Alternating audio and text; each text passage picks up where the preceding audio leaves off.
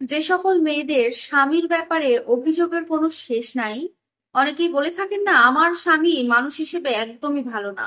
বোন আমার, আপনি যদি নিজেকে একটু ধৈর্যবান হিসেবে তৈরি করে ওই খারাপ মানুষ, ওই খারাপ স্বামীটার সাথে যদি একটু মানিয়ে আপনার গোটা জীবনটা পার করে দিতে পারেন, শুধুমাত্র এই একটা আশায় যে আপনি এই ধৈর্য বা সবুর মেনে যদি তার সাথে সংসার করেন, তাহলে আপনি জান্নাতবাসী হবে। দেখবেন এক নিমিষেই এই চিন্তা থেকে আপনার 30, 40, 50, 60 বছরও আপনার দাম্পত্য জীবন আরামে কেটে যাবে। আপনার এই ত্যাগ, আপনার এই ধৈর্য সবুর মেনে যে আপনি খারাপ মানুষটার সাথে এই সারাটা জীবন, গোটা জীবন আপনি পার করলেন, এটাকে কিন্তু আপনাকে আল্লাহ অনন্তকালের জন্য জান্নাতে নসিব করতেও পারেন।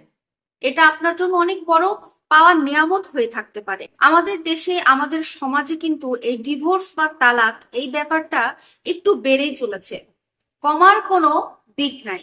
যেখানেই যাচ্ছেন চারিদিকে শুধু এই ডিভোর্সের কথাই শোনা যাচ্ছে। এই সমস্যা, সেই সমস্যা, নানান ধরনের সমস্যার কারণে এক একজনের ডিভোর্স হয়ে যাচ্ছে। আর আমাদের যে নিউজ পেপার গুলো আছে সেখানে ঘাটলে দেখা যায় আমাদের সমাজে যারা শিক্ষিত আছে, যে নারীগুলো উচ্চশিক্ষায় শিক্ষিত বা পুরুষগুলো উচ্চশিক্ষায় শিক্ষিত, তাদের মধ্যে, সেই দম্পতিগুলোর মধ্যে ডিভোর্সের সংখ্যাটা বেশি দেখা যাচ্ছে আমাদের এই সমাজে। আমাদের গ্রামগঞ্জের যে মা বোনেরা আছেন বা যে ভাইয়েরা আছেন, তাদের দাম্পত্য জীবনে কিন্তু ডিভোর্সের কথা খুব একটা বেশি শোনা যায় না। হয়, সব জায়গাতেই হয়, বাট তুলনামূলকভাবে শিক্ষিত দাম্পত্য জীবনের মধ্যে এই ডিভোর্সের সংখ্যাটা এখন বেড়ে চলেছে। আর এই ডিভোর্সের আসলে কারণটা কি? আর এই কারণটা আমরা হয়তো বা কম বেশি সবাই কিন্তু জেনে গেছি। সবাই আমরা জানি আসলে এর কম বেশি কারণটা।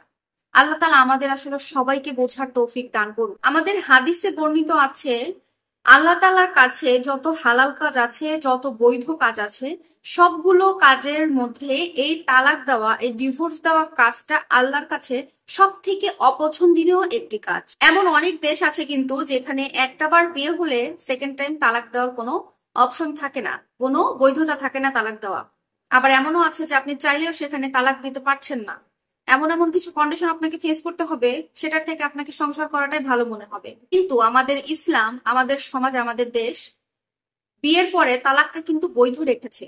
মানে তালাক দেওয়ার একটা জায়েজ নীতি রেখেছে আমাদের মাঝে। আমাদের নবীজি সাল্লাল্লাহু আলাইহি ওয়াসাল্লামের কথা থেকে আমরা বুঝতে পারি যে আল্লাহর কাছে বৈধ কাজগুলোর মধ্যে এই তালাক দেওয়া, ডিভোর্স দেওয়ার কাজটা হচ্ছে সব থেকে অপছন্দনীয় কাজ। আর যে সমস্ত বোনেরা স্বামীকে তালাক দেওয়ার অভিযোগ আনে বা তালাক দিতে চায়, তাদের একমাত্র অভিযোগ হচ্ছে যে তার স্বামী মানুষ হিসেবে ভালো না, তাকে ভালোবাসে না, তাকে অত্যাচার করে, কিংবা তার চরিত্র ভালো না, সে তার শ্বশুর বাড়ির সবার কথা শুনে তার বউয়ের উপরে অত্যাচার করে, এমন কিছু। হয়তোবা ওই লোক তার স্ত্রীর প্রতি কেয়ার করে না, বা আরো অন্যান্য অন্যান্য কোনো সমস্যা থাকতে পারে। কিন্তু আমি বলবো, স্বামী যতই খারাপ হোক, যতই খারাপ হোক, কখনো এই তালাক বা ডিভোর্সের সিদ্ধান্ত কোনো মেয়েরা নেবেন না।